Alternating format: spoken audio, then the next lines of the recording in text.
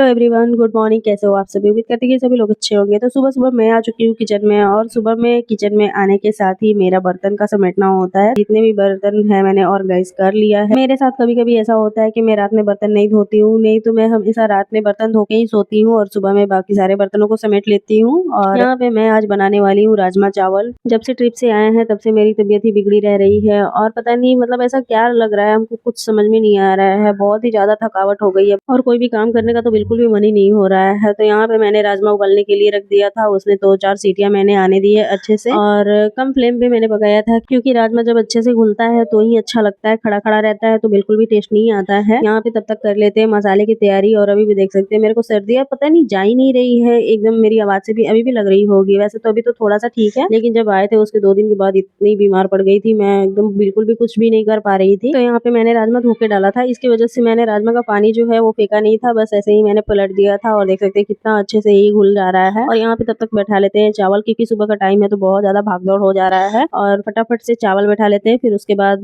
आटा वगैरह लगा लेंगे, क्योंकि रोटियां भी बनानी है। डायरेक्ट चावल अच्छा नहीं लगता है सुबह, मतलब नाश्ता में देने में। पतिदेव को लंच भी लेकर के जाना है तो उनको 2 रोटियां के साथ ही देंगे। और यहाँ पे मैं प्याज, टमाटर, मिर्ची जो भी था सारी चॉपिंग कर लिया था। और कुछ मैं प्याज पीस करके डालती हूँ, कुछ खड़ा डालती हूँ। और लहसुन भी मैंने ज्यादा क्वांटिटी में लिया है, क्योंकि लहसुन और प्याज ये दोनों से टेस्ट बहुत ज्यादा अच्छा आता है। तो राजमा में ज्यादा मैं लहसुन डालती हूँ, जिससे टेस्ट उसका बहुत ही ज्यादा अच्छा आता है। यहाँ पे मैं लगे हाथ आटा भी लगा ले रही हूँ। और अगर ऐसे एक एक करके काम कर लेना तो फिर मतलब काम भी नहीं समझ में आता है। और अगर रुक रुक करके काम करेंगे ना तो फिर लगता है बाप रे कितना ज्यादा टाइम लग रहा है। तो अभी पतिदेव और बाबू दोनों लोग सोए हुए हैं। अगर आरव मेरा उड़ जाता है तो फिर तो उसको किचन में लेकर के ही मुझे काम करना पड़ता है, क्योंकि वो रहता ही नहीं है सुबह में उठने के बाद, मम्मा के पास ही आता है। और यहाँ पे राजमा में मैंने छौंक लगा दिया, और राजमा मैं सरसों तेल में बना रही हूँ। फिर मैंने थोड़ा सा जीरा डाल दिया और प्याज मिर्ची कट के डाल दिया है। और उसके बाद उसे अच्छे से भूनने के बाद पहले मैं मसाला भून लूंगी, उसके बाद राजमा डाल करके और उसे अच्छे से मसाले के साथ भून करके और तब जा करके मैं सीटी लगा दूंगी। और उससे राजमा टेस्ट बहुत ज्यादा अच्छा आता है। गाइस एक बार इस तरीके से ट्राई कीजिएगा।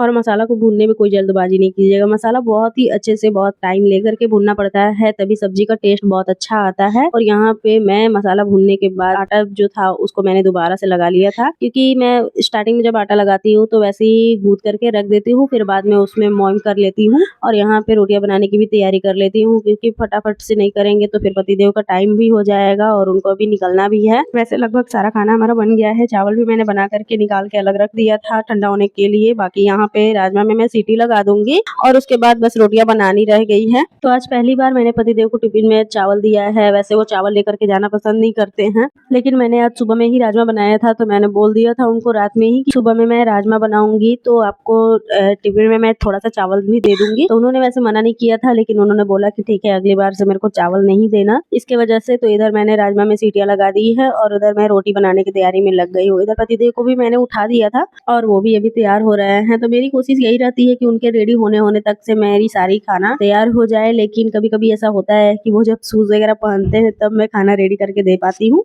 और कभी ऐसा होता है कि वो अभी फेस वगैरह ही धो रहे हैं और तब तक मेरा लंच रेडी हो जाता है। वो चीज डिपेंड करता है मेरे आरव पे। अगर आरव उड़ जाता है तो फिर तो सारा काम ही लेट होता है। और गाइस सॉरी, पीछे बैकग्राउंड में मैं आज सुबह में ही वॉइस ओवर कर रही हूँ, इसकी वजह से आरव मेरे को बहुत ज्यादा परेशान कर रहा है। ये वॉइस ओवर करने में मेरे को इतना ज्यादा टाइम जा रहा है, क्योंकि बीच बीच में उसको भी देखना पड़ रहा है और फिर वॉइस ओवर भी देना पड़ रहा है।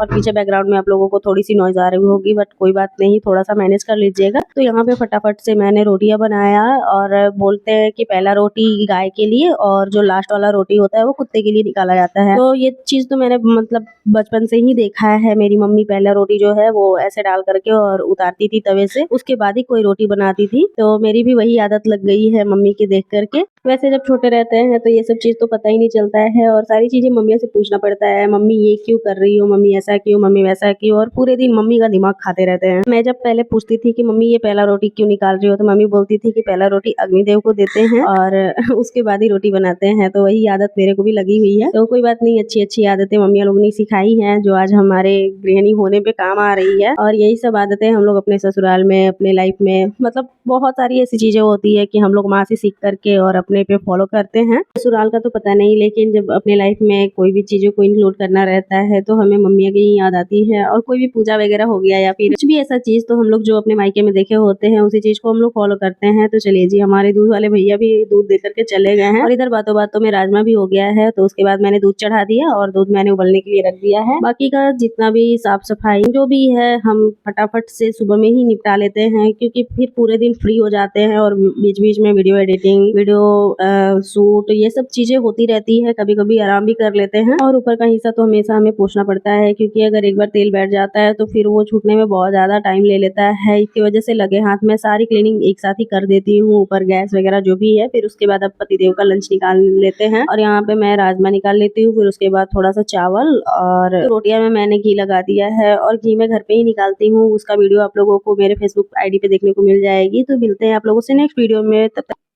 बोलो वीडियो लाइक करें, बाय बाय।